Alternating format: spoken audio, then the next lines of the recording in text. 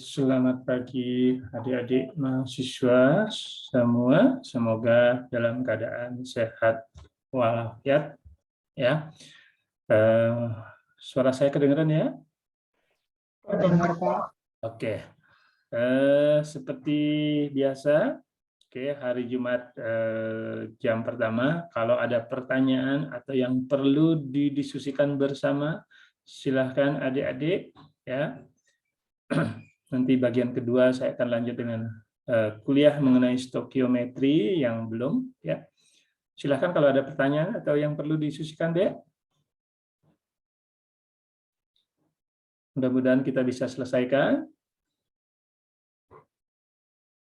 Kalau ada ya, oke.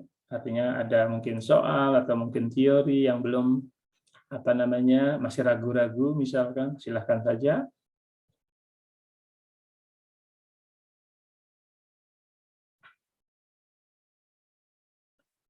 Ya, mudah-mudahan akses internetnya bisa berjalan lancar.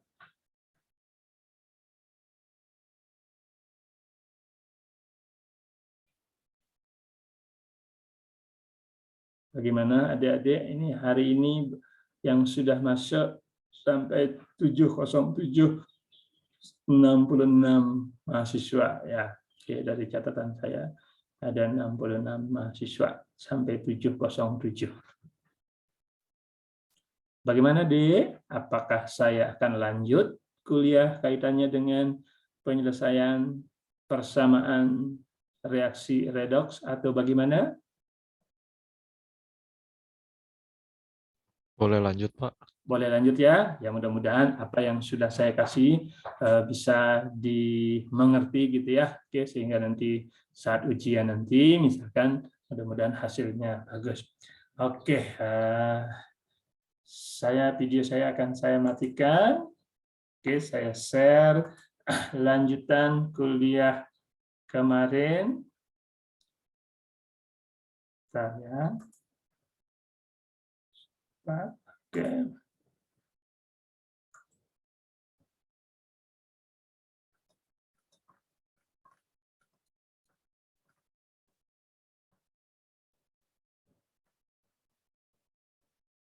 Saya kira ini sudah, ini juga sudah, nanti terus. Nah, saya lanjut dengan ini, udah bisa kelihatan deh ya slide-nya?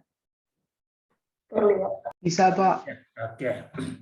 Nah, kemarin kita sudah singgung mengenai deret volta ya gitu ya, walaupun deret volta itu belum diajarkan ya. Oke, nanti akan dikaitannya dengan potensial standar daripada semua zat ya yang berkaitan dengan mudah tidaknya suatu saat itu bisa mengalami oksidasi atau reduksi ya.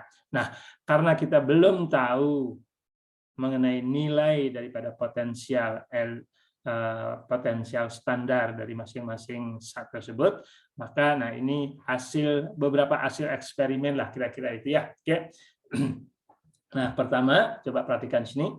Untuk yang daerah hijau ya, perhatikan ini ya.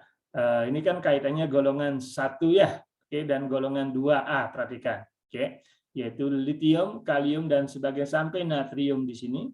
Dia mudah bereaksi dengan air dingin. Artinya dengan air dingin saja sudah bisa bereaksi menghasilkan H2. Perhatikan. Oke. Artinya apa? Logam ini sangat-sangat reaktif. Oke, jadi golongan daripada Li, K, natrium ya termasuk 2 unsur alkali tanah yaitu barium dan kalsium, dia sangat ya cukup reaktif lah ya, dengan air dingin saja bisa bereaksi menghasilkan H2. Sedangkan berikutnya, nah ini logam-logam, oke, Mg, aluminium, seng sampai dengan Cd yang hijau muda ya, dia baru bisa bereaksi dengan uap air. Artinya apa? Artinya sudah dipanaskan, kira-kira seperti itu ya. Ya, oke. Nanti akan menghasilkan juga H2. Jadi dengan air panas atau uapnya kira-kira situ dia bisa menghasilkan H2. Artinya kan cukup reaktif lah, tapi kurang reaktif dibandingkan dengan yang bagian atasnya yang warna hijau, kira-kira situ. Nah, kemudian untuk golongan transisi di sini, ini kalau sebagian besar golongan transisi di sini ya, CONI, SNPB dan sebagainya ya. Nah, ini baru bisa bereaksi menghasilkan H2 kalau itu dengan menggunakan asam. Jadi asam ya bisa juga misalkan yang penting dia asam lah kira-kira seperti itu. Dia baru bisa bereaksi dan menghasilkan H2. Sedangkan kalau dengan air, misalkan CONI dengan air, apakah air panas, apalagi air dingin, dia tidak akan bisa bereaksi. Oke. Nah, kalau kita perhatikan ini dari atas ke bawah sampai dengan SN dan sebagainya lah PB gitu, artinya ada di sebelah nanti kiri daripada atom hidrogen, dia cenderung lebih mudah mengalami oksidasi, walaupun oksidasinya itu semakin ke bawah, yaitu semakin rendah.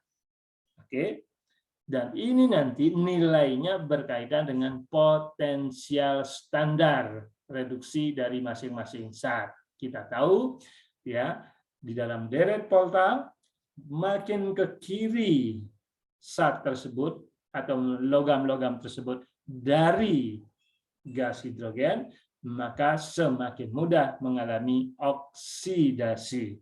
Artinya apa? Potensial reduksi standarnya semakin negatif. Ya.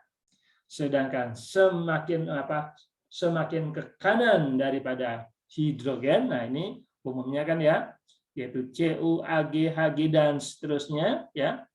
Artinya dia semakin atau cenderung mengalami reaksi reduksi sehingga walaupun dengan asam apalagi air dia tidak akan menghasilkan H2. Oke. Nah, ini tentunya nanti akan berkaitan sekali lagi dengan potensial reduksi standar. Tapi nanti itu ya dalam kaitan dengan elektrokimia. Nah, kalau ini adalah secara percobaan lah. Oke, jadi secara percobaan seperti itu. Oke, dari atas ke bawah dia cenderung semakin reaksinya semakin sulit kira-kira seperti itu.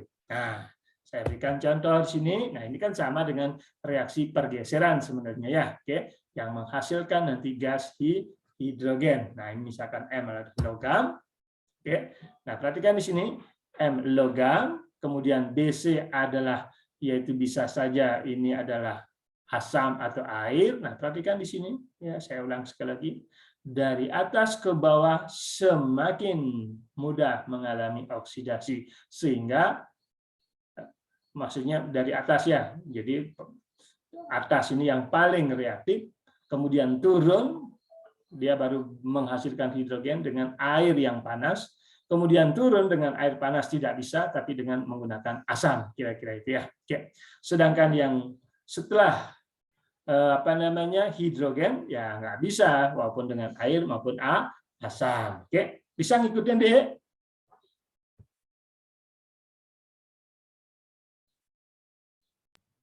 Bisa, Pak. Ya, nah, saya berikan contoh di sini. Oke, kalsium dengan air bisa menghasilkan hidrogen nggak?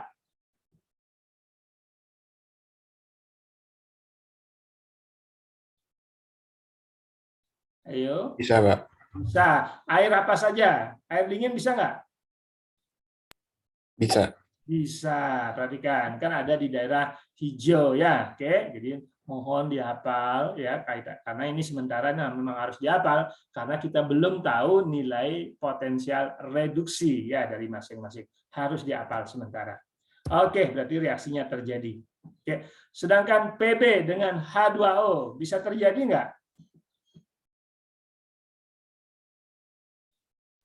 Tidak, Pak.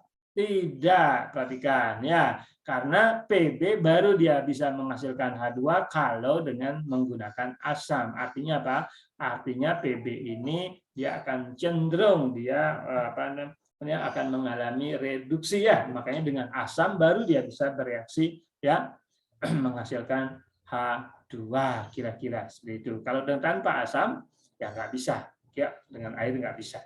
Oke. Jadi sini kalau kita perhatikan tidak bisa. Nah, kalau tidak bisa itu ada tanda seperti ini biasanya kalau tidak terjadi reaksi ya, ada tanda ke sini kan gitu ya. Oke. Di SMA saya kira sudah diajarin ya. Jadi kalau yang di bawah ini artinya tidak terjadi reaksi ke kanan. Oke. Jadi tolong adik-adik harus dihafal ini sementara ya, karena kaitannya dengan deret volta. Oke, tapi deret volta kan nanti. Sementara secara percobaan dulu. Oke.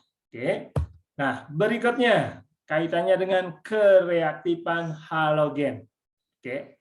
Jadi kereaktifan daripada halogen. Jadi perhatikan di sini fluorin ya lebih reaktif dibandingkan dengan klorin. Oke, dibanding dengan gas bromida dan seterusnya. Oke. Jadi sekali lagi kaitannya dengan kereaktifan. Nah, seperti ini. Kira-kira terjadi reaksi ke kanan atau tidak?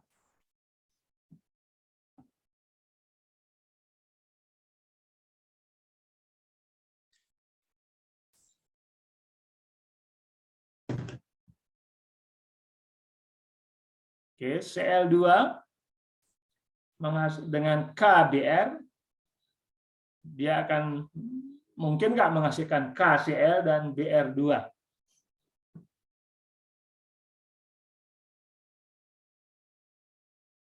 Ayo, perhatikan ini kereaktifannya seperti ini. Bisa, Pak. Bisa, oke. Karena Cl lebih reaktif dengan Br, kan perhatikan dari kemarin sudah dikasih tahu ya, bahwa produk harus lebih lemah oke, dibandingkan dengan pereaksi. Nah, perhatikan di sini, oke. Jadi pereaksi di sini kan lebih reaktif gitu ya, dia akan mudah berinteraksi kalau misalkan kaitannya dengan ada reaksi seperti ini. Jadi Cl di sini lebih reaktif, sedangkan Br ini kurang reaktif. Jadi produknya nanti mudah berinteraksi kan kira-kira itu ya. Jadi produknya harus lemah kira-kira seperti itu. Nah ini artinya bisa terjadi reaksi. Perhatikan ini kaitannya dengan apa namanya redox juga kan ya. Oke. Jadi kaitannya dengan redox walaupun persamaan reaksi belum ya sebentar. Oke. Nah ini berkaitan dengan kereaktifan daripada suatu reaksi. Kira-kira yang ini bagaimana deh? Tidak bisa, Tidak Pak. bisa. Tidak bisa ya. Jadi hal ini penting sekali ini. Ini harus dihafal urutannya. Ya, oke. Kaitannya dengan reaksi pertukaran. Oke, saya kira nggak masalah. Yang penting saya sudah tahu clue-cluenya ya. Oke, tidak bisa terjadi reaksi. Nah, kemudian reaksi disproporsionasi apa itu salah satunya. Nah, jadi reaksi disproporsionasi adalah suatu kalau ada suatu unsur atau zat tertentu dia sekaligus mengalami reaksi oksidasi dan sekaligus mengalami reaksi reduksi. Nah, itu dikenal sebagai unsur tersebut mengalami reaksi disproporsionasi. Sekaligus zat itu dalam suatu reaksi satu mengalami oksidasi dan satu lagi mengalami reduksi, zatnya sama. Nah, contoh misalkan. Contoh Cl2. Perhatikan di sini Cl2 dia bermuatan atau bilangan oksidasinya 0. Sedangkan Cl di sini bermuatan positif 1. Sedangkan di sini bermuatan negatif 1. Jadi ada yang mengalami reaksi oksidasi Cl2 menghasilkan ClO- dan ada juga menghasilkan reduksi yaitu Cl2 menghasilkan Cl-. Ya, yang lainnya kan sama. Oksigen di sini bilangan oksidasinya sama. Oke.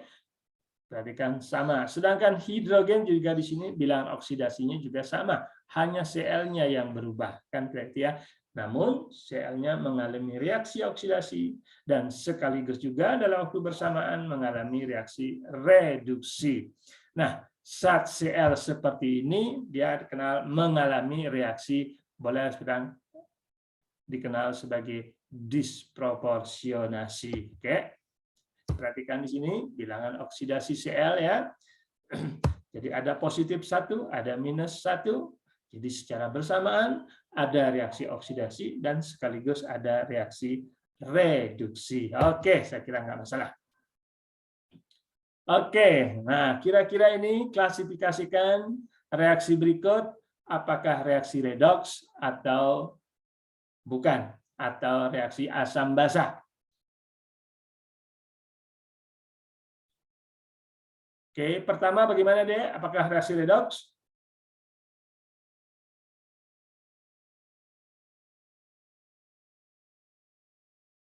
Kelompokkan reaksi berikut berdasarkan apakah reaksi redoks atau bukan. Yang atas bukan ya, Pak? Yang pertama? Bukan. Bukan. Oke. Yang kedua? Bukan juga, Pak. Bukan. Oke. Yang ketiga? Iya. Iya. Kelihatan kan ya bilangan oksidasinya. Yang penting kita lihat bilangan oksidasinya. Yang keempat? Iya. Iya. Oke. Jadi perhatikan di sini. Jadi jelas di sini adalah kaitannya dengan bukan reaksi redoks. Kaitannya reaksi asam basa ya adalah reaksi pengendapan ya, lebih spesifiknya adalah pengendapan. Oke. Berikutnya ini juga reaksi asam basa sebenarnya ya. Oke. Ini juga sebenarnya kan kaitannya dengan anggap aja saya bisa punya ionnya apa saja kan ya, dalam ini kan bisa saja mungkin kalsium klorida dengan asam klorida misalkan, bisa saja ya misalkan gitulah menghasilkan HCl dan sebagainya. Itu ada pengendapan karena memang ini reaksinya mengendap, lebih spesifik ya. Kemudian kalau ini ya reaksi boleh dibilang reaksi pertukar apa namanya, nah seperti ini adalah reaksi redoks. Oke, jelas reaksi redoks kaitannya dengan pergeseran. Oke, itu yang penting adalah reaksinya menghasilkan gas di sini. Sedangkan ini juga adalah reaksi redoks, itu penggabungan ya dari unsur-unsur kecil menjadi unsur yang lebih besar ya, kira-kira gitu ya. Oke, nah sekarang saya baru kaitannya dengan menyelesaikan persamaan reaksi redoks ya, sebelum menginjak lebih lanjut. Oke, bagaimana cara menyelesaikan persamaan reaksi redoks, Dek?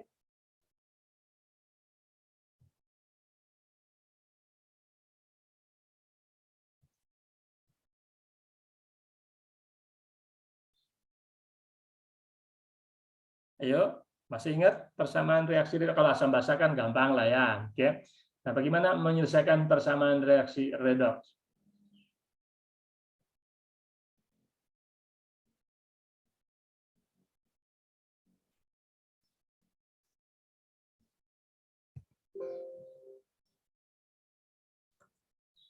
Oke, kalau saya punya misalkan ya, saya punya misalkan MnO2 misalkan, oke, saya tulis di sini ya. Saya tulis misalkan MnO2 dengan peroksida, jadi menghasilkan misalkan maaf.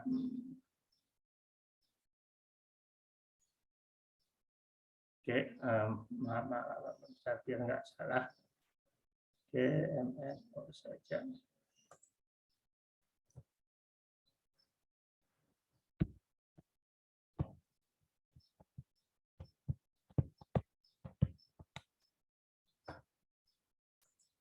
Oke, misalkan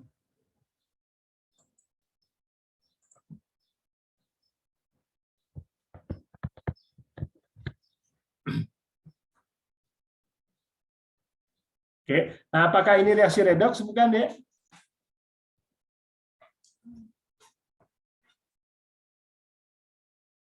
Yang saya tulis bisa kelihatan, Dek? Bisa, Pak. Kelihatan ya? Reaksi redoks. Oke, Mn+2. Perhatikan di sini. ini adalah plus 2. Ini berarti plus 4. Benar ya, Dek? Iya, Pak. Sedangkan di sini oksigennya yaitu minus 2. Di sini juga minus 2 oksigennya. Di sini juga minus 2 semua. Ini juga minus 2. Oke. Hidrogennya di sini adalah maaf salah sini oksigennya ya. Oksigennya di minus 1, perhatikan ya. Oke. Sesuai dengan aturan main bilangan oksidasi. Sedangkan ini adalah plus 1. Oke. Oke, kalau lihat dari Mn mengalami oksidasi dan oksigen mengalami reaksi reduksi. Perhatikan ya, benar ya. Nah, bagaimana menyelesaikan persamaan reaksi seperti ini? Misalkan kan suasananya bisa saja dalam asam, bisa juga basah. Oke, misalkan sekaligus basah lah ya. Suasana basah. Bagaimana caranya, Dek?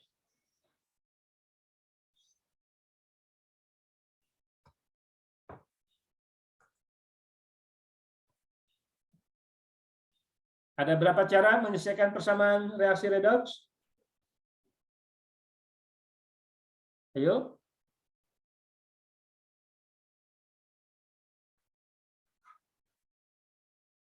Ayo, tolong diingat dong ya, jangan lupakan. 2, Pak. 2, oke. Apa saja? Pakai bilok sama... Pakai bilangan oksidasi secara langsung, oke. Yang kedua? Setengah reaksi.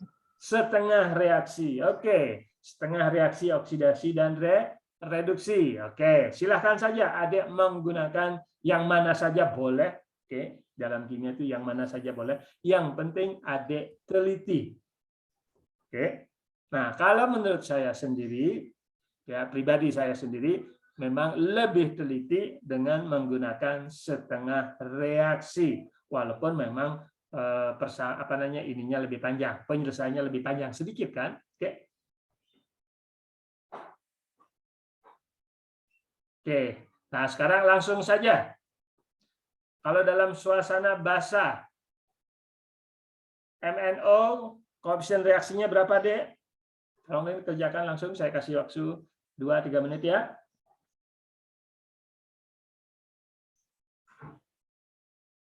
Jadi penyelesaiannya bagaimana? Nanti adik harus latihan.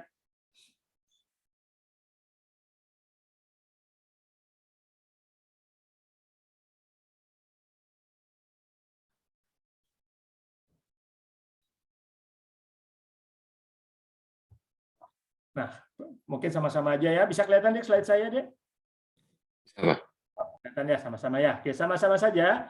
Nah, ini dari Mn ke plus 4, Mn plus 2. Jadi, dia akan mengalami reaksi oksidasi, artinya penambahan bilangan oksidasi. Oke, kira-kira seperti itu. Kemudian oksigen. Ya, oksigen di sini, oke, perhatikan di sini. Kalau kita perhatikan di sini, ya, karena di sini ada 2 oksigen, oke, berarti dari minus 2 menjadi minus 4, minus 4 ya benar ya, berarti kan minus 2 ya, benar ya, minus 2 ya. Oke, kalau dijumlahkan kan.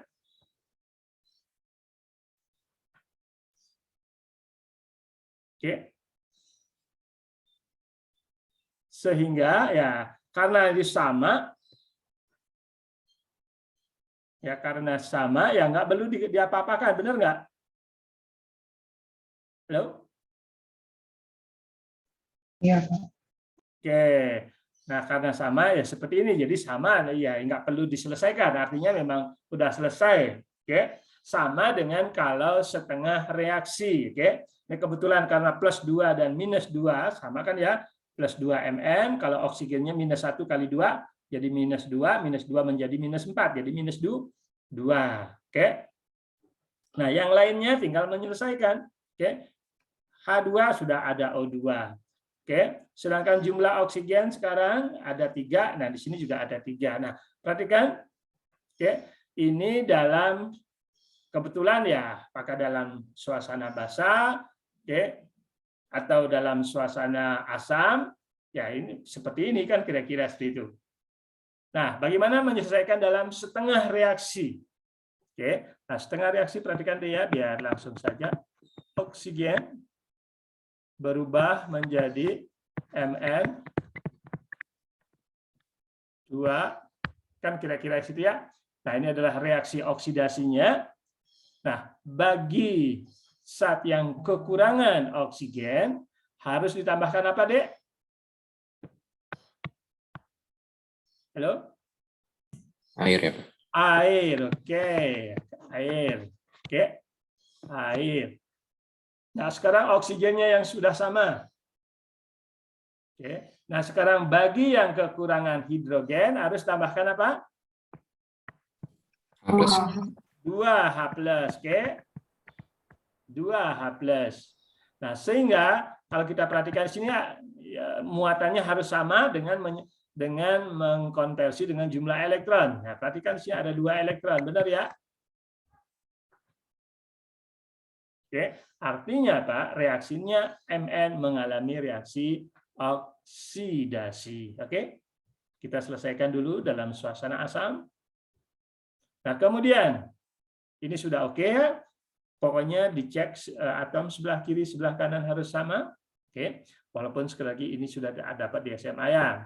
Sedangkan yang berikutnya yang mengalami reaksi reduksi.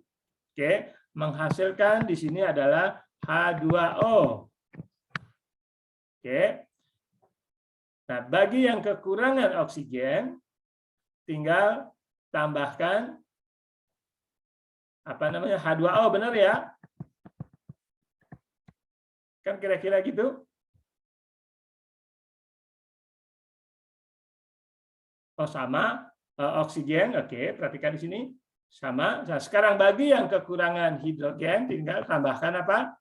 2H+, benar ya? Iya, Pak. Sehingga sebelah kiri supaya dia netral harus tambahkan 2 elektron. Nah, ini bisa dihapuskan sesuai dengan ini. Hapus, hapus, ini juga hapus, hapus. Ya udah. Oke. Artinya penyelesaiannya ya tetap aja seperti ini kan kira-kira seperti itu. Ya, oke. Nah, sekarang saya berikan contoh soal lagi yang lain lagi ya, oke. Saya berikan contoh soal yang lain lagi. Nah, sebentar saya share dulu, saya matikan dulu ini ya sebentar. Saya share sebentar.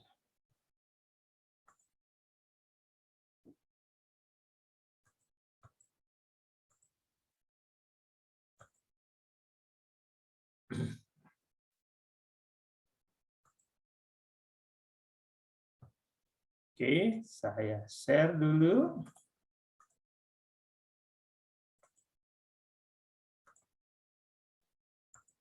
Oke, bisa kelihatan deh?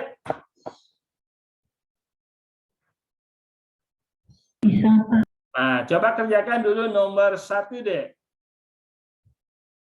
Oke, kalau udah nomor 1 sudah bisa, ya udah, yang lainnya juga bisa ya. Nomor 1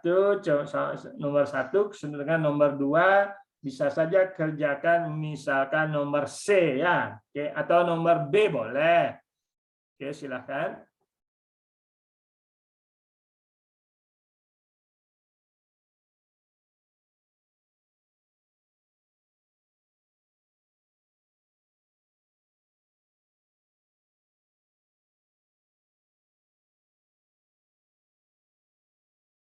MnO4- dengan I- menghasilkan MnO2 dan I2 dalam suasana basah. Oke, untuk sementara bisa saja diselesaikan misalkan yang mana nomor C misalkan ya sama nomor 1 misalkan ya. Mana sih? Oke, nomor C dan nomor 1 sajalah, yang lainnya kan sama saja ya. Oke. Atau nomor B boleh juga, kelihatannya agak ini juga nomor B. Karena Cl-nya di sana ada Cl mengalami oksidasi, ada Cl mengalami reaksi reduksi. Oke, 3 aja lah sementara.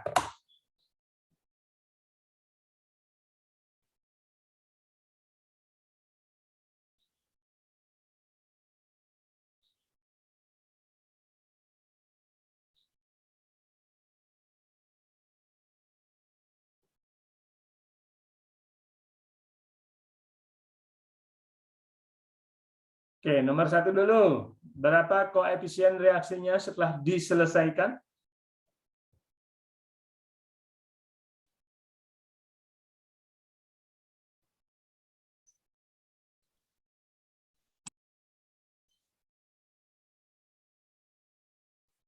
Perhatikan dalam suasana basah. Oke. Dalam suasana basah.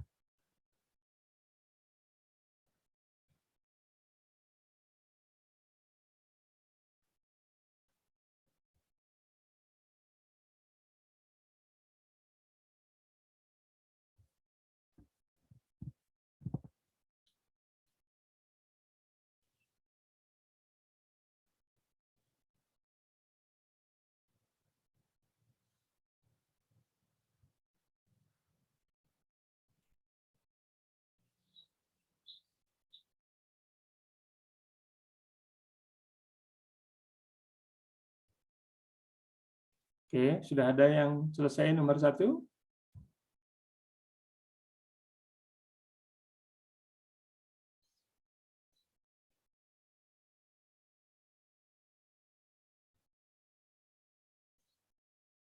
Oke, saya tekankan lagi sama adik-adik ya.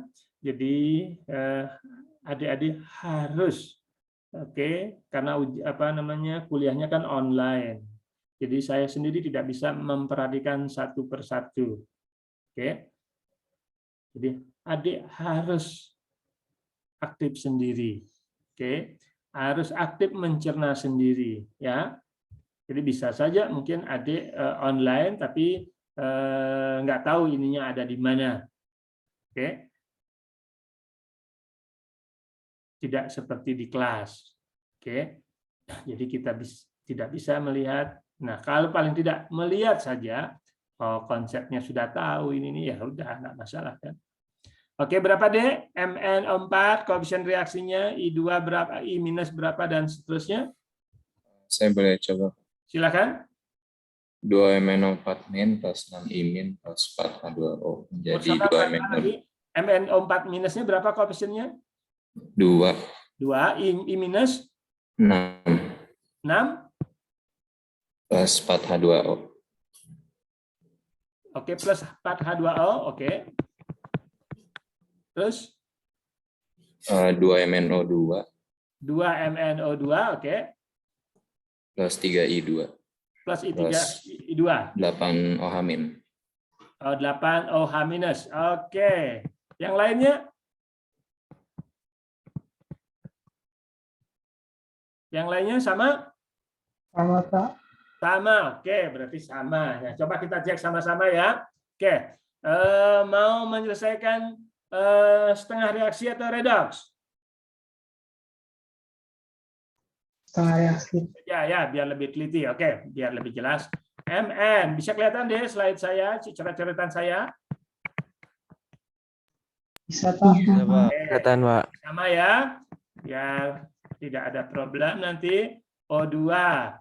Oke, nah ini kan kaitannya dengan reaksi, jadi plus 7 menjadi plus 4. Oke, plus 7 menjadi plus 4, berarti reaksi reduksi. Nah, benar nggak reaksi reduksi? Kalau reduksi berarti elektronnya ada di sebelah kiri, kan kira-kira karena menangkap elektron. Oke, kita bisa selesaikan. Kekurangan oksigen, kita tambahkan H2O, benar? Oke. Sedangkan kelebihan hidrogen kita tambahkan di sini 4H+. Oke. Oke, 4H+. Oke.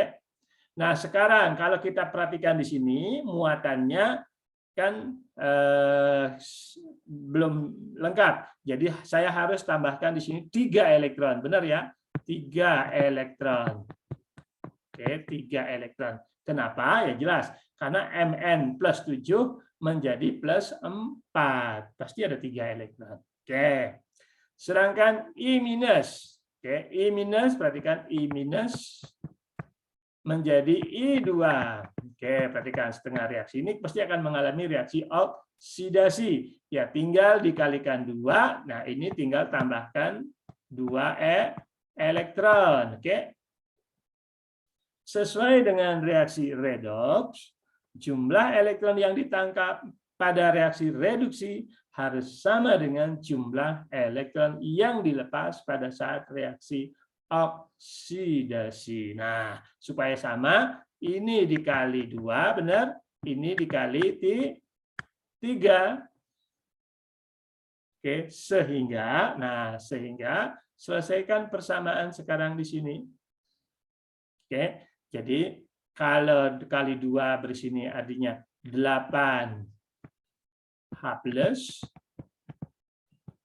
ditambah dengan 2MnO4 minus, oke, ditambah dengan 6I minus, perhatikan, akan menghasilkan sesuai dengan reaksi, perhatikan 2MnO2 ditambah dengan 4H2O ditambah dengan 3I2. Sekali lagi, ini baru dalam suasana asam.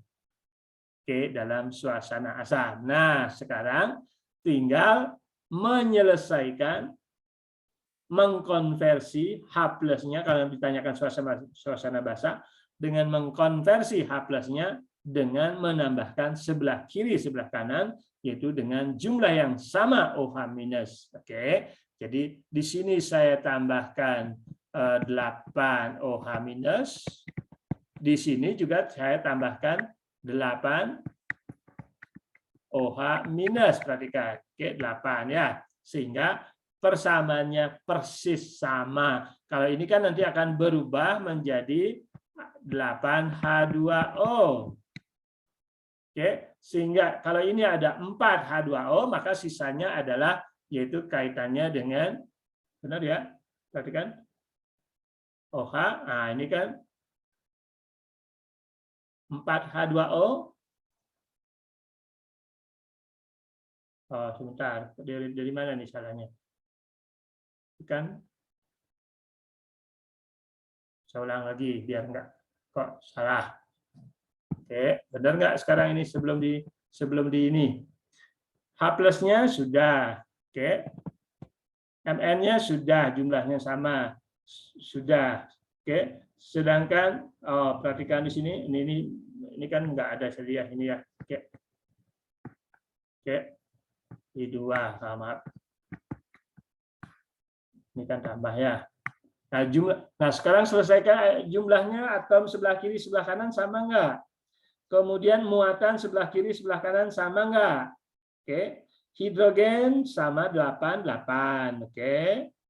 Sedangkan Mn sama juga. Oke. I minusnya sama. I-nya ada 6 sebelah kiri, sebelah kanan juga. Berarti udah oke ini ya.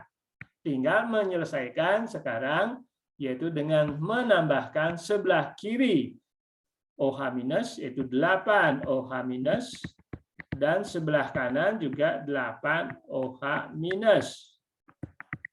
Oke. Oke, kalau 8 OH minus berarti berapa H2O-nya di sini? Menjadi berapa? 8, berarti 8 H2O, benar ya? Iya. Oke. Sedangkan sebelah kanan ada 4 H2O. Berarti ini sisa nanti 4. Ya. Benar ya? Jadi airnya nanti ada 4. Oke. Sudah benar. Ini hilang nanti. Oke. Sedangkan ini nanti sudah hilang tadi kan ya. Ini sudah hilang. Nah, ini ada sisa ini saja. Oke, sudah oke. Ya. Jadi I2 ada 3. Sedangkan NMO2 ada 2, perhatikan di sini ya. MnO2, perhatikan di sini tadi, maaf ini sudah salah ya. Oke. Sedangkan MnO4 berarti ada 2 dan sebagainya. Oke, saya kira nggak masalah ya. Nah, itulah bagaimana menyelesaikan suasana basah. Kalau suasana asam udah selesai dari sebelumnya kan ya. Oke, kalau dalam suasana asam kira-kira situ. Ya. Nah, yang lainnya Adik bisa kerjakan sendiri di rumah. Yang penting konsepnya sudah diketahui, oke, sudah dimengerti. Kira-kira seperti itu, Dek. Kaitannya dengan persamaan reaksi redoks. Oke. Nah, saya belum nyampe ke elektrokimia nanti, tapi ya yang penting kaitannya dengan stokiometri. Oke. Nah, ingat bahwa di dalam stokiometri koefisien reaksi akan menentukan, yaitu jumlah zat bereaksi yang diperlukan dan jumlah zat produk yang dihasilkan. Dalam bentuk apa, Dek? Massa atau mol atau volume? Kalau saya sudah tahu koefisien reaksinya, oke, masing-masing pereaksi dan produk, maka saya tahu jumlah mol yang diperlukan dari pereaksi dan jumlah mol produk yang dihasilkan. Oke, Dek ya. Saya kira untuk ini cukup dulu kaitannya dengan persamaan reaksi redoks. Saya lanjut lagi ke yang tadi. Oke, ke yang tadi. Oke, bisa kelihatan slide-nya lagi, Dek? Bisa, Pak. Bisa ya? Oke, saya lanjut kalau gitu ya. Ini sudah. Ini sudah ya. Oke, nah saya kaitannya dengan apa ini? Kaitannya analis alat ya, alat yang diperlukan. Nah, kaitannya dengan reaksi. Nah, ini kan salah satu reaksi bagaimana menyelesaikan persamaan reaksi redoks. Oke. Jadi misalkan saya punya seperti ini, kita tidak tahu reaksinya apa namanya, persamaan reaksinya. Oke, nah kita bisa menyelesaikan. Oke. Nah, penyelesaiannya adalah seperti ini. Nah, Adik bisa selesaikan, Dek. Jangan kita tidak tahu koefisien reaksinya dulu. Sekali lagi, kita tidak tahu koefisien reaksinya dulu. Nah, tinggal nanti Adik benar nggak hasilnya seperti ini, kira-kira seperti ini kan sudah ada ya.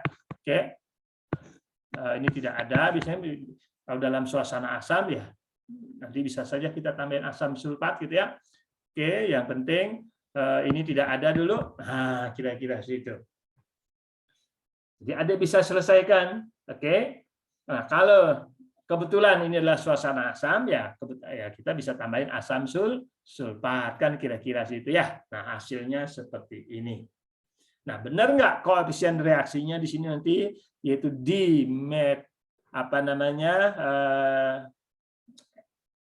kaitannya dengan etanol diperlukan 3 mol, sedangkan kalium bikromat diperlukan 2, kemudian asam sulfatnya ada 8 mol dan seterusnya ya. Oke. Nah, ini Anda bisa diselesaikan sendiri nanti di rumah ya. Pokoknya reaksinya adalah jadi dari metanol, perhatikan ini. OH ditambah dengan K2Cl2O7 bikromat, oke, kan menghasilkan di sini adalah yaitu karboksilat, karboksilat plus Cr2SO4 3. Gitu ya.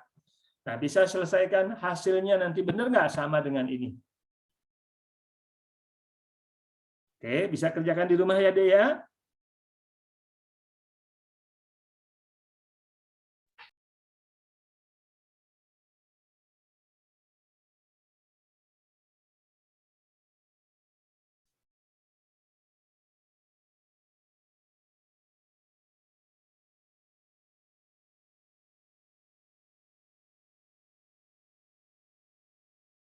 Oke, Dek, bisa kerjakan di rumah nanti ya.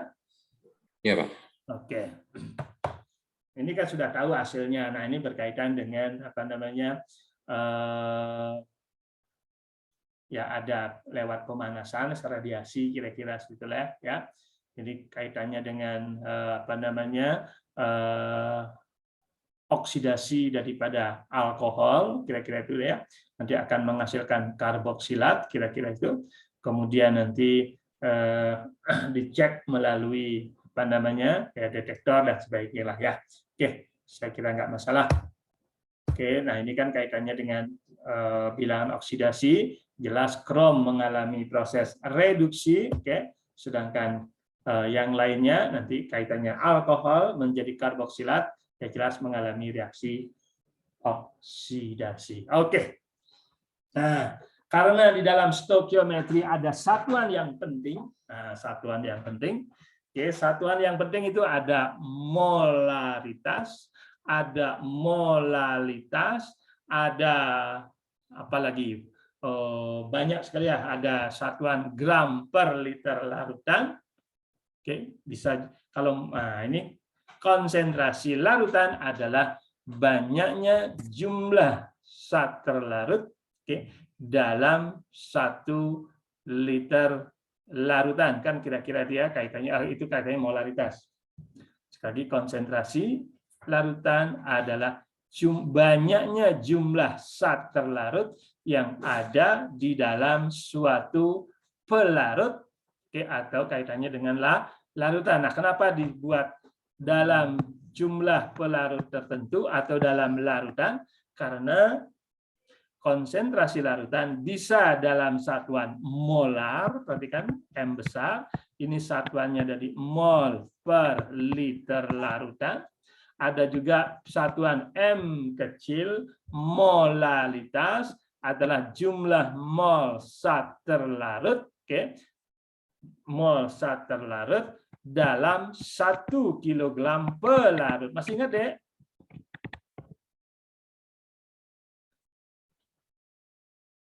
Jadi kalau dalam 1 kilogram pelarut atau jumlah pelarut tertentu namanya molalitas. Sedangkan dalam 1 liter larutan berarti molaritas. Oke, ya. Itu umumnya yang digunakan nanti dalam kaitannya dengan stoikiometri walaupun masih banyak ada satuan-satuan yang lain. Oke, nah ini molaritas. Jadi jumlah mol zat terlarut dalam 1 liter larutan. Perhatikan ya, jangan sampai salah ya, jangan dibolak-balik. Kalau molalitas, ya jumlah mol zat terlarut dalam 1000 gram pelarut. Oke, jangan sampai salah. Dalam 1000 gram pelarut atau 1 kilogram pelarut molalitas. Oke, nah sekarang udah mulai latihan, Dek.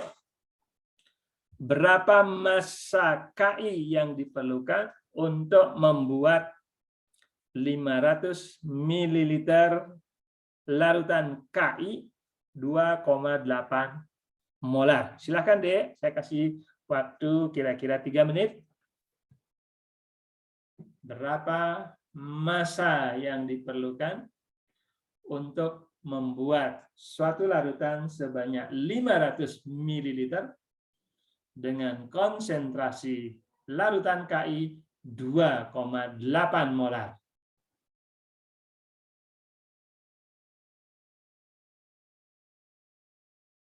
Silahkan kerjakan, Dek.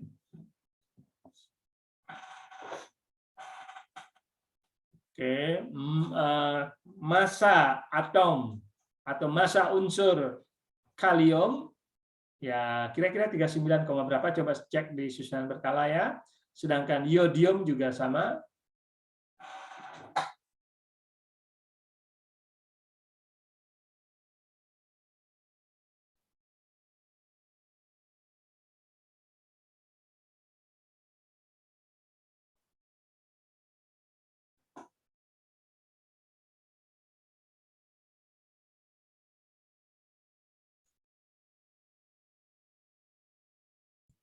Boleh jawab, Pak? Silakan, berapa jawabannya? Saya dapat 232,39. 232,39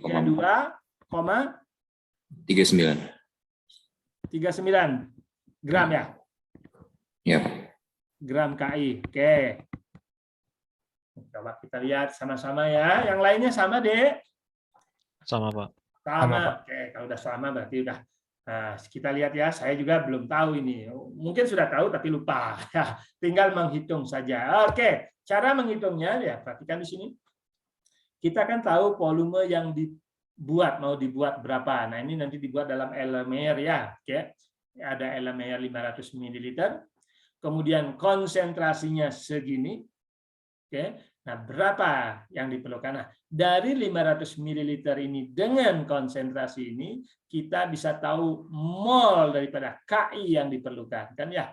Mol KI yang diperlukan. Nah, kalau tahu molnya ya kita tahu gramnya, kan kira-kira situ. Oke, gampang sekali. Oke. Nah, ini tinggal mengalihkan saja. Oke.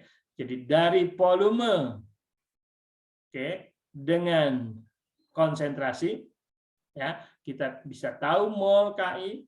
Oke. Nah, dari 500. Nah, dari sini karena kan perkaitannya dengan kita tahu satuan molar kan adalah mol per liter larutan ya. Oke. Nah, tinggal dari sini kita tahu kaitkannya dengan mol KI. Oke, ini pokoknya jangan ngikutin perhitungan yang ada di sini ya. Yang penting coret-coret aja sudah oke. Ya. Nah, kira-kira ya ini dibulatkan saja ya kaitannya dengan massa atom, massa daripada rumus daripada kalium iodida ya. Oke, tinggal itu barangkali dibulatkan kali ya sehingga seharusnya kan nilainya segini. Oke, saya kira nggak masalah. Yang penting konsentrasi caranya sudah bisa, ya. Kemudian molalitas juga saya kira sudah bisa semuanya. Yang penting satuannya kalau molalitas mol sat larut dalam 1000 gram pelarut. Perhatikan pelarut karena nanti sering digunakan dalam sifat-sifat koligatif larutan. Oke. Nah, sementara ini dulu kaitannya dengan konsentrasi larutan, molaritas. Oke, nah ini cara membuatnya, Dek. Oke, kita tahu volumenya berapa. Nah, biasanya kan ada jenis Erlenmeyer. Nah, Erlenmeyer yang volumenya sudah tahu apakah 25 mili, 50, 100, 500, 1000 juga ada tergantung daripada jumlah yang diperlukan mau dibuat. Oke. Nah, kemudian dari perhitungan kita timbang berapa. Nah, ini timbang. Jadi zat yang mau ini timbang berapa jumlah yang diperlukan. Nah, dari sini baru kita tambahkan pelarutnya. Oke, dalam hal ini air. Nah, kita tambahkan sebagian dulu ya, jangan sampai full gitu, baru dikocok. Oke, dikocok sampai zat terlarutnya ini larut semua. Kalau sudah larut semua, baru ditambahin pelarut sampai tepat di meniskusnya ini. Perhatikan ini, ya. Meniskusnya itu ya maksudnya yang di bawah. Ini kan biasanya gambarnya seperti ini ya kalau air ya karena merupakan adhesi ya. Jadi adalah seperti ini.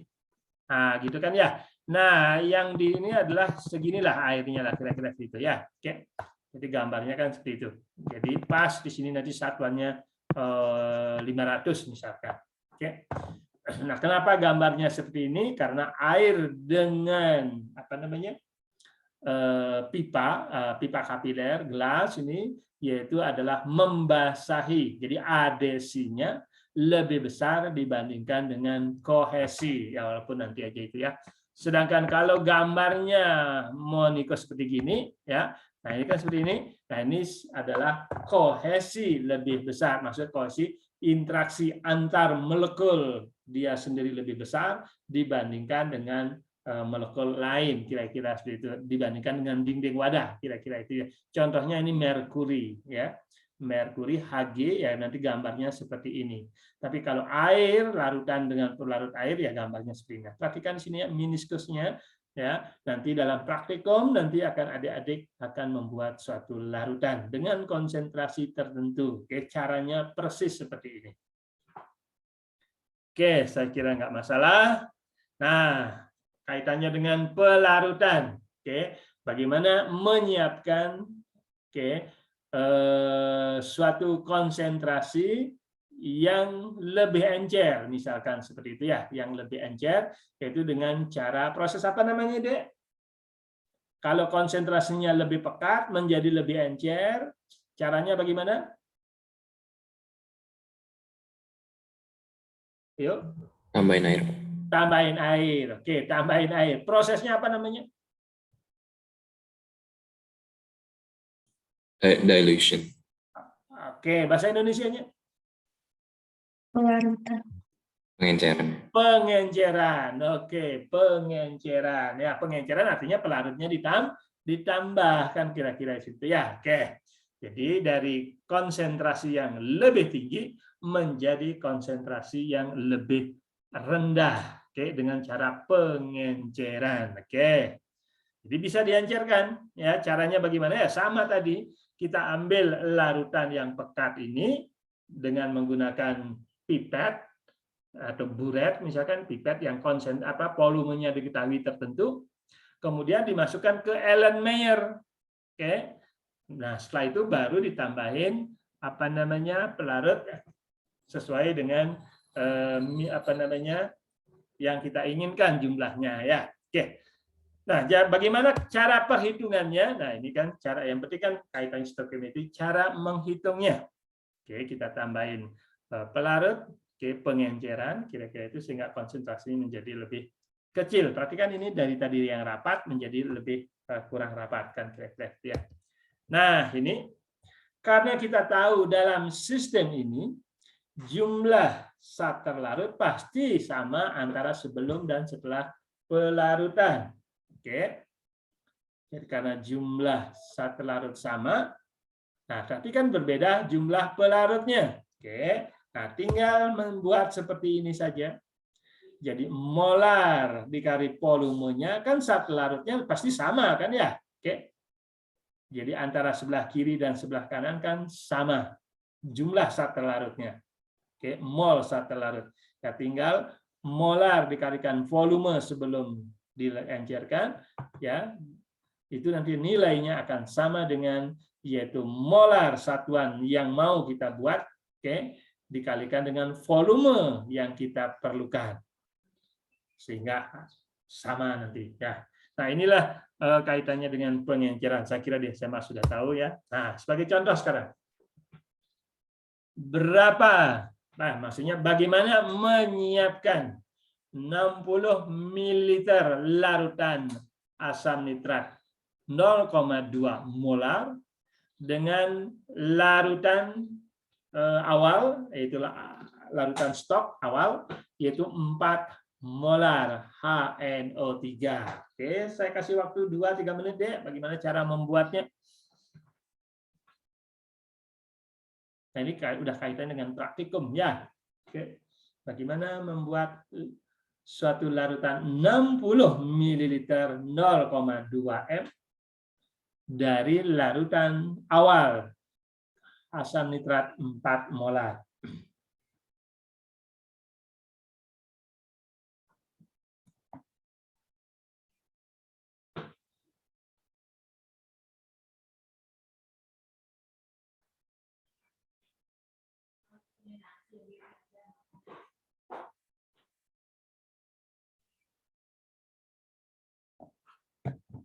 Oke, siapa yang bisa menjelaskan ya dengan kata-kata saja?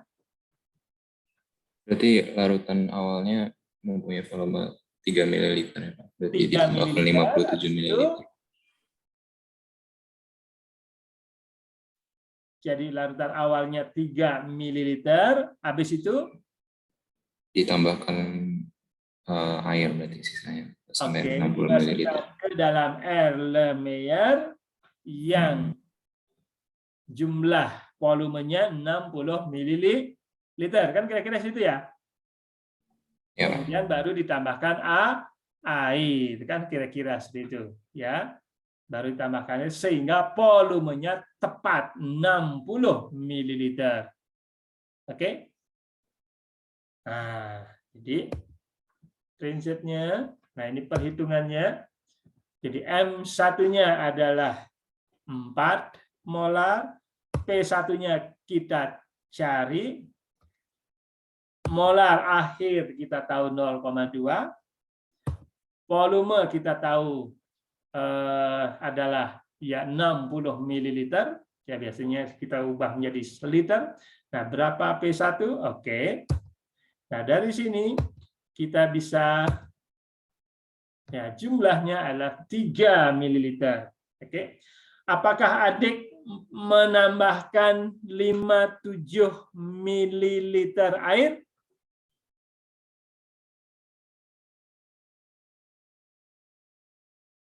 Karena volumenya awalnya 3 ml yang kita ambil, agar volumenya totalnya 60 ml, berarti adik menambahkan air berapa, Dek? 57. Benar gitu 57? Nah, kalau volume nggak bisa seperti itu ya. Kalau massa boleh. Oke. Karena volumenya bisa tarik-menarik, bisa tolak-menolak. Makanya prinsipnya tadi 3 ml dari larutan stok kita ambil, kemudian baru masukkan ke Erlenmeyer yang memiliki volume 60 ml. Setelah itu baru ditambahkan air. Berapa tambah air? Ya tentu di sini tidak bisa berapa, yang penting mendekati 57 ya. Karena di sini bisa saja kalau terjadi tarik-menarik antara air dengan asamnya di sini, bisa saja volumenya yang diperlukan 57,5 misalkan. Karena terjadi pengkerutan. Atau kalau terjadi tolak-menolak, bisa saja mungkin yang diperlukan tolak-menolak, ya bisa saja diperlukan volumenya misalkan 56,9 misalkan, bisa saja. Oke. Karena volume itu nggak bisa langsung dijumlahkan begitu saja. Beda dengan massa. Oke, karena dalam volumenya apakah terjadi tolak-menolak, berarti dia menggembung, atau terjadi tarik-menarik antara zat terlarut dengan pelarut sehingga dia mengkerut. Oke, kalau mengkerut berarti volumenya bisa ditambahkan lebih banyak lagi, kan kira-kira seperti itu ya. Oke, yang penting, nah 3 ml dimasukkan ke Erlenmeyer dari yang volumenya tepat nanti 60 ml sehingga baru ditambahkan air. Berapa tambahkan air? Ya di sekitar 57. Ya, kalau tepat 57 belum tentu, sekitar 57. Kira-kira seperti itulah ya. Oke. Nah, ini perhatikan 3 ml. Ini belum tentu benar ya, karena bisa terjadi tolak-menolak atau tarik-menarik, kira-kira seperti itulah ya. Oke, kalau mau sekitar bolehlah ya, sekitar 57 ml, berarti belum tentu juga benar ya. Oke, yang penting ini saya tambahkan air sehingga volumenya 60 ml tepat. Bisa ngikutin Dek maksudnya? Bisa. Bisa ya. Oke, yang penting volume totalnya 60 ml. Oke, kira nggak masalah. Nah, tadi kaitannya dengan membuat larutan. Nah, sekarang adalah analisis gravimetri. Nah, biasanya melalui pengendapan. Oke, pengendapan. Nah, biasanya ada zat yang kita tidak ketahui. Oke, dalam air, ya artinya sudah dalam larutan. Kemudian baru ditambahkan atau direaksikan dengan zat, ya, sehingga dia membentuk endapan. Nah, dari endapannya itu baru kita timbang. Oke. Jadi endapan dipisahkan, oke, kemudian dikeringkan endapannya. Kemudian dari kering itu baru kita timbang. Perhatikan sini ya. Jadi dari larutan yang tidak diketahui misalkan dalam air, kemudian baru ditambahkan larutan supaya terjadi pengendapan. Nanti yang mengendap nanti kita pisahkan dengan larutannya. Kemudian dari endapan baru kita timbang. Nah, itu dah prinsip analisis secara gravimetri. Nah, kira-kira harus sudah diperkirakan zatnya di dalam air itu apa. Supaya terjadi pengendapan, maka kita tambahkan unsur atau anion atau kation apa, kan kira-kira seperti itu. Oke. Nah, ini kaitannya dengan tadi ya. Jadi rumus kimianya nanti bagaimana, masa mengendap bagaimana, dan sebagainya lah ya. Oke, saya kira ini tadi kaitannya gravimetri. Yang penting ada larutan yang tidak diketahui apa, supaya terjadi pengendapan. Nah, paling tidak bisa diprediksi mengandung ion-ion apa saja. Kemudian baru ditambahkan zat yang mengandung ion-ion sehingga terjadi pengendapan, kan kira-kira seperti itu ya. Nah, terjadi pengendapan, ya caranya ininya dari mana pengetahuannya? Dari tadi yang sebelumnya kuliah kemarin. Seluruh golongan alkali dan alkali dan amonium, seluruh anionnya apa saja pasti dia larut, kan kira-kira seperti itu ya, oke, dan sebagainya. Nah, itu pengetahuan itu digunakan di sini nanti. Oke. Nah, setelah itu cara gravimetri tadi. Kemudian ada cara titrasi. Oke, titrasi adalah bagaimana menentukan zat atau konsentrasi zat yang tidak diketahui dengan menggunakan larutan standar, yaitu larutan yang konsentrasinya sudah diketahui. Itu dikenal sebagai titrasi. Oke. Sampai kapan dia dititrasi? Tentu sampai terjadi yaitu reaksi sempurna. Bagaimana mengetahui bahwa suatu reaksi terjadi sempurna atau tidak? Yaitu dengan menggunakan indikator. Nah, ini kan manual ya, dengan tergantung mata kita. Makanya di dalam kimia itu tidak boleh buta warna. Oke. Namun barangkali sekarang dengan menggunakan alat ya mungkin nggak masalah ya. Tapi kalau zaman-zaman dulu karena kita sering menggunakan perubahan warna indikator. Oke. Jadi sekali lagi titrasi adalah yaitu suatu cara untuk menentukan konsentrasi zat yang tidak diketahui dengan menggunakan larutan standar yang konsentrasinya diketahui, itu dengan pada saat reaksinya sempurna atau lengkap ya, sempurna. Nah, untuk mengetahuinya ya bisa menggunakan alat zaman sekarang. Oke. Jadi bisa juga dengan ya perubahan warna indikator. Nah, sekarang di dalam istilah titrasi ada titik ekivalen. Istilah titik ekivalen.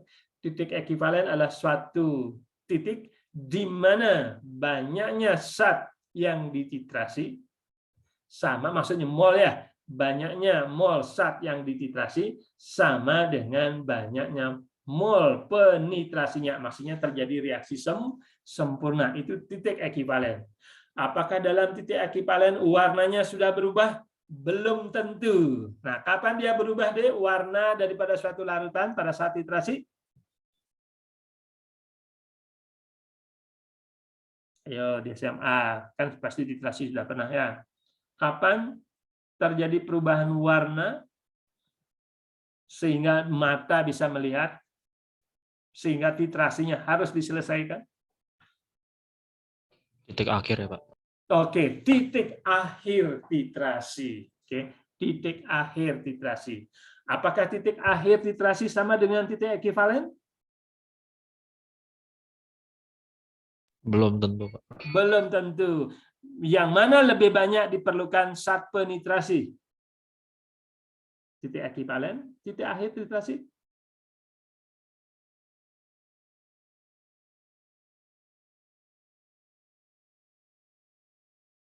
Kalau titik akhir titrasi itu kan berarti jumlah zat penitrasinya sudah lebih banyak ya, oke? Sehingga kondisinya sudah berbeda. Tadinya misalkan kondisinya asam, namun setelah ditambahkan basa lebih banyak, baru dia akan terjadi perubahan warna. Kalau belum ditambahkan lebih sedikit saja, belum terjadi perubahan warna ya. Oke, bisa mengerti maksud saya ya? Oke, nah lagi diharapkan sih kita harus tahu titik ekivalensinya. Problemnya adalah untuk mendapatkan titik ekivalen kan dengan mata agak susah.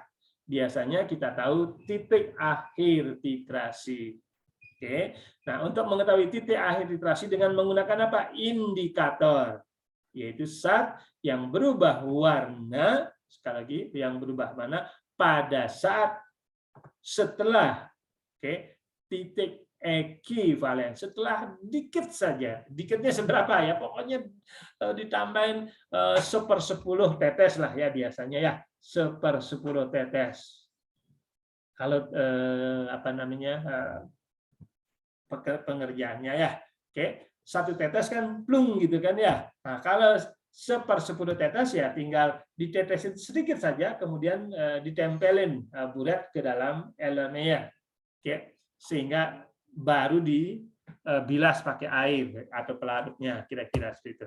Nah ini sebagai contoh tadi, ini adalah zat yang mau dititrasi, sedangkan di buret adalah zat penitrasinya.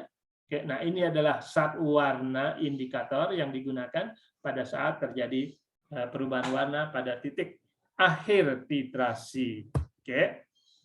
Nah, zat yang tidak diketahui misalkan apa sampai mengalami perubahan warna. Perhatikan ini, bisa kelihatan deh perubahan warnanya. Dari tidak berwarna menjadi ungu. Ya, ungunya jangan ungu tua lah. Ya, ungu muda sedikit lah. Artinya sudah terjadi perubahan. Misalkan dari suasana asam berubah menjadi suasana basah. Karena kelebihan sedikit ya, oke, 1/10 tetes daripada basah misalkan. Nah, pada saat itulah dikenal sebagai titik akhir titrasi. Nah, sebelum titik akhir titrasi, biasanya kita lihat volume yang sudah digunakan berapa. Oke, sebelum 1/10 volume itu, ya itulah namanya titik ekivalen, kan kira-kira itu. Oke, yang penting konsepnya mengerti titik ekivalen itu apa, titik akhir titrasi itu apa, dan seterusnya ya. Oke, nah ini indikator terjadi perubahan warna karena kondisinya berubah ya. Misalkan dari kondisi asam menjadi kondisi yang suasananya lebih basah atau sebaliknya. Nah, ini sebagai contoh sekarang. Ini kan berkaitan dengan stokiometri ya, bukan percobaan di lab ya. Oke. Berapa volume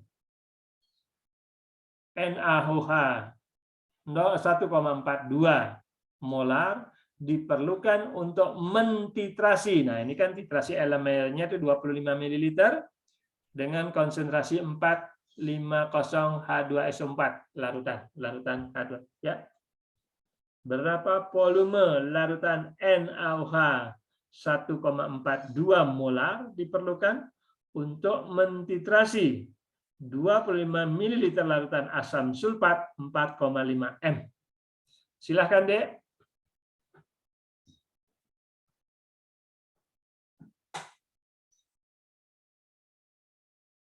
Mungkin apa namanya hari ini saya memberi kuliah sampai jam 8.30 ya, karena jam 9 saya ada apa namanya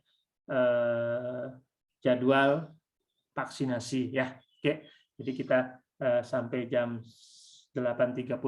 Oke, silakan Dek. Ya, Pak, izin bertanya Pak. Ya silakan. Saya sebenarnya masih kurang ngerti kenapa titik akhir itu tidak pasti titik ekivalen, Pak. Itu apakah penjelasannya boleh diulang? Oke, ya.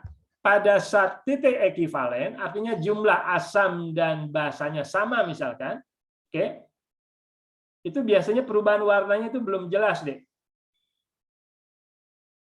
Oke, nah pada saat mentitrasi kan bergantung daripada ketelitian mata kita kan ya. Oke, makanya kita tidak boleh buta warna. Nah, pada saat terjadi perubahan warna kapan? Yaitu pada saat kelebihan. Apakah asam atau basah sedikit saja. Nah, pada saat itulah terjadi perubahan warna. Nah, pada saat terjadi perubahan warna itulah biasanya dikenal sebagai titik akhir titrasi. Artinya apa? Titik ekivalennya sudah lewat. Oke. Nah, lewatnya biasanya berapa? Biasanya 1/10 tetes misalkan. Karena kan tidak mungkin dimasukkan 1 tetes berarti sudah berapa mililiter itu ya? 1/10. 1 tetes itu berapa mililiter? Ya, mungkin 1/10 mililiter. Oke. 1/10 mililiter. Makanya dengan 1/10 tetes saja, artinya kan lebih sedikit. Kalau mau ketelitian sampai 0,00 mili misalkan agak ini kan ya. Oke. Bisa ngikutin deh ya. Jadi pada saat titik ekivalen, jumlah asam dan basanya itu sama persis. Molnya, titik ekivalen.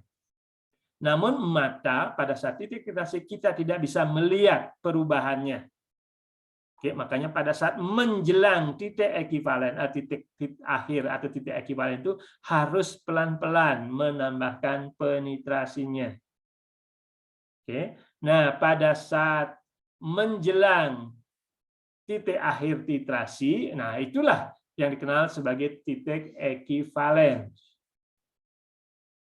Itu sebelum tepat saat terjadi perubahan warna. Kalau sudah perubahan warna, artinya sudah kelebihan penitrasi. Mudah-mudahan bisa mengerti deh ya. Mengerti, Pak. Terima kasih. Oke, sekarang sekali lagi itu nanti berkaitan dengan praktikumnya ya. Oke. Nah, untuk yang kuliahnya di sini berkaitan dengan stokiometrinya. Silakan deh. Berapa volume NaOH yang diperlukan? Oke, untuk mentitrasi 25 ml asam sulfat yang konsentrasinya kira-kira 4,5.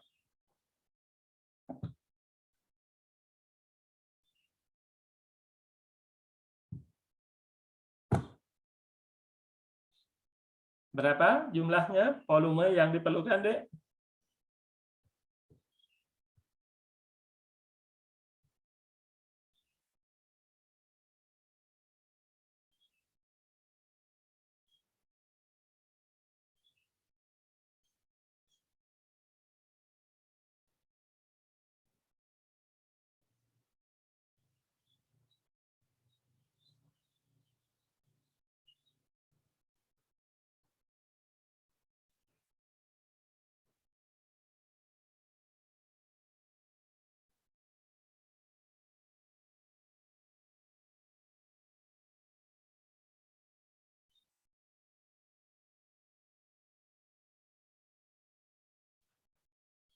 Berapa, Dek? Sudah ada?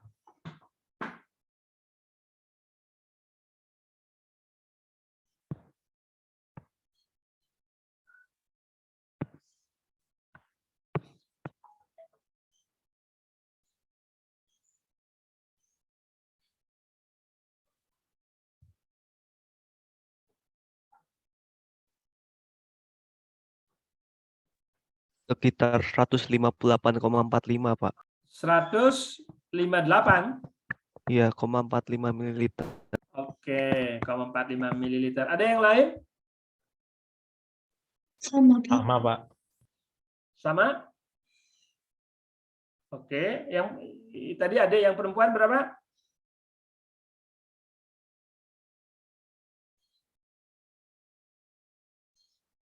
Karena suaranya pas berkebetulan ini. Berapa nilainya, Dek? Oke, coba ya. Oke, sama-sama. Oke, sesuai dengan titrasi. Oke, jadi persamaan reaksi harus benar. Nah, perhatikan reaksinya sesuai dengan reaksi. Jelas di sini koefisien reaksi itu penting sekali, makanya kita harus selesaikan persamaan reaksinya terlebih dahulu. Dari persamaan reaksi kita bisa tahu koefisien reaksi. Jadi perhatikan di sini, 1 mol daripada H2SO4 diperlukan nanti 2 mol NaOH. Kan kira-kira itu ya sesuai dengan reaksinya. Nah, kalau diketahui misalkan ada di sini segini mol, nah 25 ml kali dengan 4,5 molar. Nah, ini kan kita tahu molnya berapa. Oke. Kalau molnya tahu, maka kita tahu berapa mol NaOH yang diperlukan. Pasti 2 kalinya kan ya. Oke. Kalau molnya 2 kali daripada H2SO4, maka kita tahu volume daripada NaOH. Oke, bisa ngikutin deh ya. Oke, coba kita lihat sama-sama. Oke, dari volume asam, nah ini apa namanya pengerjaannya, silahkan saja. Volume asam, kita tahu mol asam tadi kan ya. Oke, tahu mol asam. Kalau tahu mol asam, kita tahu mol basanya berapa. Oke. Kalau mol basanya tahu, ya karena kita konsentrasinya tahu, kita bisa mencari volume basa yang diperlukan. Oke, saya kira langsung saja sekarang. Ya, coret-coretnya nggak kelihatan ya. Saya hapus saja ini. Nah, ini kan prinsip-prinsipnya. Oke. Jadi dari volume asam dengan molar, oke, kita tahu mol, ya. Oke, dikalikan molarnya kan volume, pasti akan dapat mol. Kemudian dari mol, sesuai dengan koefisien reaksi, ya, kita nanti akan peroleh mol basa. Dari mol basa, dengan menggunakan konsentrasi molar, kita bisa tahu volumenya. Ya, kira-kira seperti itu. Ya. Jadi dari mol basa, kemudian berkaitan dengan molar, maka kita cari bisa memperoleh volume. Oke. Nah, dari sini 25 kali 4,5 mol per liter larutan. Berarti kita tahu mol H2SO4-nya berapa? Dari mol H2SO4 pasti NaOH yang diperlukan 2 kalinya. Nah, perhatikan ini 2 kalinya kan ya. Oke, sesuai dengan koefisien reaksi. Jadi mol NaOH tahu. Kalau mol NaOH tahu, maka kita bisa mencari volumenya. Ya, kebalikannya sekarang kan, perhatikan sini. Oke, sehingga hasilnya 158 ml,45. Ya. Oke, nah ini kan dibulatkan saja barangkali ya. Oke. Oke, saya kira tidak masalah. Ya udah mengetahui, yang penting persamaan reaksi itu penting sekali ya. Oke. Nah, kalau kita sudah tahu nanti konsentrasi dalam ekivalen, yaitu normalitas, tapi normalitas sekarang udah jarang digunakan ya. Oke. Jadi ekivalen daripada asam sama dengan ekivalen daripada NaOH. Jadi kita tidak perlu mengetahui persamaan reaksi, juga bisa sebenarnya, namun tidak diajarkan ya, oke, karena mungkin itu zaman dulu. Itu namanya normalitas. Oke, itu normalitas, itu adalah banyaknya ekivalen zat dalam 1 liter larutan. Tapi sekarang tidak jarang digunakan ya. Oke, saya nggak perlu jelasin itu. Oke, saya kira menggunakan persamaan reaksi artinya lebih jelas. Oke, menggunakan mol ya, bukan ekivalen. Oke, saya kira tidak masalah ya. Ini satuannya pasti dalam satuan mililiter, tinggal mengalihkan saja. Oke, ini adalah bagaimana mendapatkan logam dari laut ya, kira-kira seperti itu ya. Oke. Jadi logam dari Mg, misalkan contoh saja Mg ya. Nah, bagaimana mendapatkan Mg dari laut ya, seperti ini. Jadi ada beberapa. Jadi ionnya kita bisa ubah menjadi ion MgOH 2 kali dengan menggunakan basa. Kemudian dengan basa kita ubah menjadi MgCl. Nah, nanti kita bisa peroleh, nanti dilarutkan dan seterusnya, sehingga dari MgCl nanti berubah menjadi Mg dan seterusnya. Ini beberapa cara untuk mendapatkan ion logam yang ada di laut, kira-kira seperti itulah ya. Oke, aplikasinya. Oke, nah sementara mungkin sudah pas apa namanya 8.30. Barangkali ada pertanyaan sebelum sebelum kuliah ini dihentikan deh.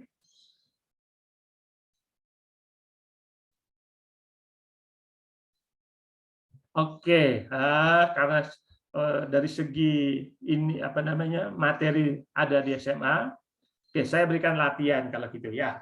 Latihan yang berkaitan dengan stokiometri nanti dikerjakan di rumah seperti biasa ya. Oke, kalau ada problem kita bisa diskusikan. Oke, mungkin siang ini saya akan kirim kaitannya dengan stokiometri ya. Oke deh ya. Jadi kaitannya dengan stokiometri saya akan kirim nanti hari ini sehingga adik bisa mengerjakan di rumah ya, weekend sambil weekend lah kira-kira seperti itu. Silakan deh, ada pertanyaan sebelum saya hentikan hari ini saat ini. Oke, kaitannya dengan titrasi saya kira tidak ada masalah ya. Ini baru dasar-dasar kaitannya dengan stokiometri ya. Secara konsep sudah oke. Ya, tinggal latihan. Ya, latihan lebih banyak karena di dalam perhitungan stokiometri itu bisa bermacam-macam jenis soalnya. Yang penting konsepnya yang itu aja, kira-kira seperti itu. Ya, oke. Itu perubahan massa, perubahan volume, yang kaitannya dengan gas misalkan, ya. Perubahannya itu aja. Oke, adik-adik, kalau tidak ada yang perlu didiskusikan hari ini, kuliah hari ini, oke, saya kira saya cukupkan sampai di sini dulu.